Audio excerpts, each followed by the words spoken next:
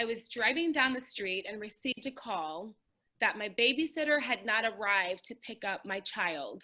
I panicked. As we all know, the late fee, which sometimes is as pricey as $1 per minute, is a bit steep on top of the childcare expense. At this time, I was living in Atlanta, Georgia. I parked my vehicle in the middle of rush hour traffic, got out, and started running down the freeway. Passing cars, I ran with all my might to get to my baby. As I ran, the scenery started to change. First, I felt like I was running through the woods. Then the mountains appeared on either side of me. I ran down the beach, through rivers, sands, quicksand, and even on top of lava, rocks, and ice. Oof. It was the most epic run of my life. Even the seasons changed as I ran.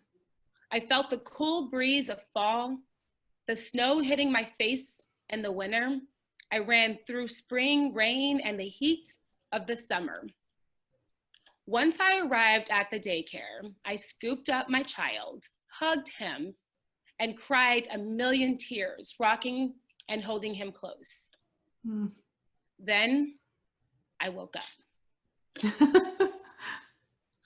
This was the most vivid nightmarish dream I've ever recalled. I woke up in panic. At the time of this dream, I was 5 months pregnant with my first son. And I had a lot of stuff to figure out. I called my mom the next morning and told her about this horrible dream. I said, if this is what parenting is like, the feeling of panic with time rushing by you, I didn't want to do this. It was as if my life was flashing in front of my eyes, and it was scary. This was not the future I planned for myself. See, I never really wanted to be a parent. I never craved being a mother. I never worried about having someone care for me at an old age, bury me, and I never cared about leaving any sort of legacy on earth. However, that morning, I woke up to the start of my new world, my new space, and my new beginnings. It was time to wake up and literally and figuratively figure out who I was going to be.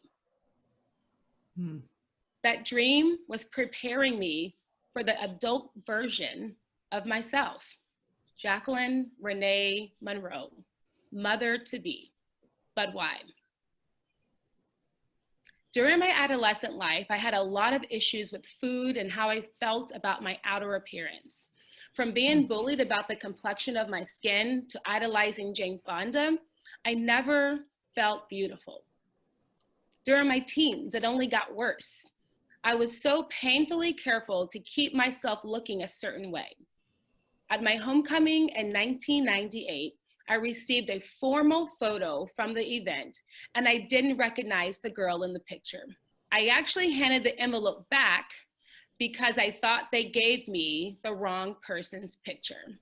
Wow. I had actually weighed more than I realized, and that girl looking back at me was everything I didn't want to be. When he handed it back to me and said, "No, that is you," I walked away embarrassed and ashamed. I went on a weight loss journey, the unhealthy way. I began to hate myself. Though I was never formally diagnosed, I believe I had body dysmorphic disorder, which led to me becoming an over-compulsive exerciser. I would run at midnight and even 1 a.m. in the morning.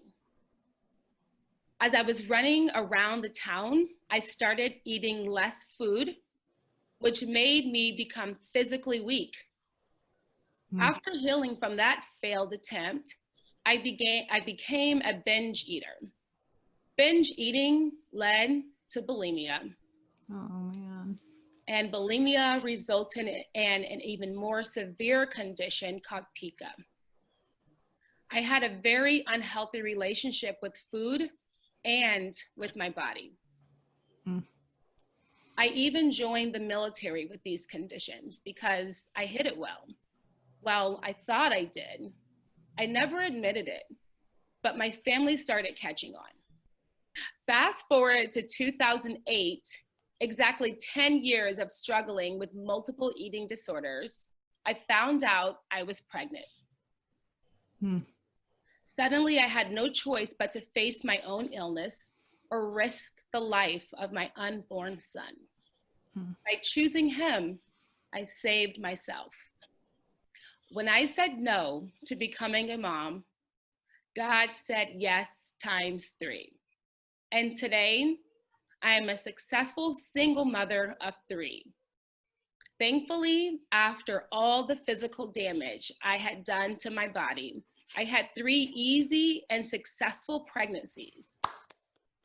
Through these pregnancies, I discovered myself and healed through my education. I studied my own struggles and earned a Master's of Science in Nutrition and Dietetics with specific focus on nutrition education and wellness.